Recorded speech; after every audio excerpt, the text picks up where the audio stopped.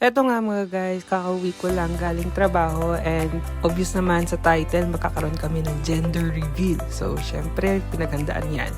At nadatnan ko nga sila dito, kakatapos lang nilang kumain at syempre, hindi ako papahuli. Kakain muna ako. Ayan, so burger tayo at nakikita ko nga yung burger stick, sabi ko buunin ko na lang bukas. Syempre, Chicken Joy.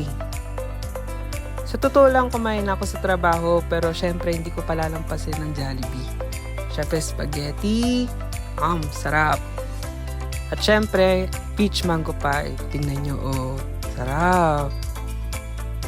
Sobrang busog ko nga dahil kumain ako sa trabaho pero kumain pa din ako. Umpisa na natin! At dito nga, nagliligpit na kami ng pinagkainan namin dahil umpisa na namin ng gender reveal. Excited na kami lahat para malaman kung lalaki o babae ang anak ni ate. At dito nga nagsiset up pa nga kami and iniisip nga namin saan namin lalagay yung cellphone ng kapatid ko dahil nakaabang din yung girlfriend niya. 2,000 years later.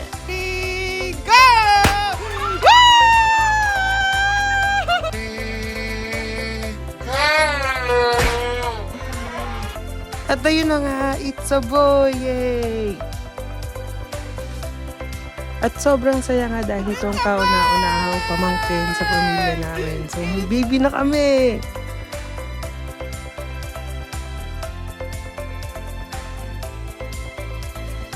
Pang-boy natin, buti nga boy lang.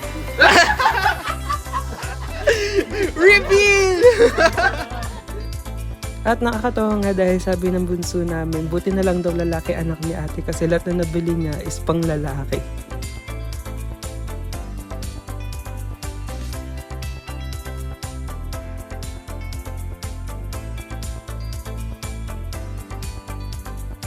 Siyempre may surprise, may part 2. Para kami po. Ayan, it's a boy!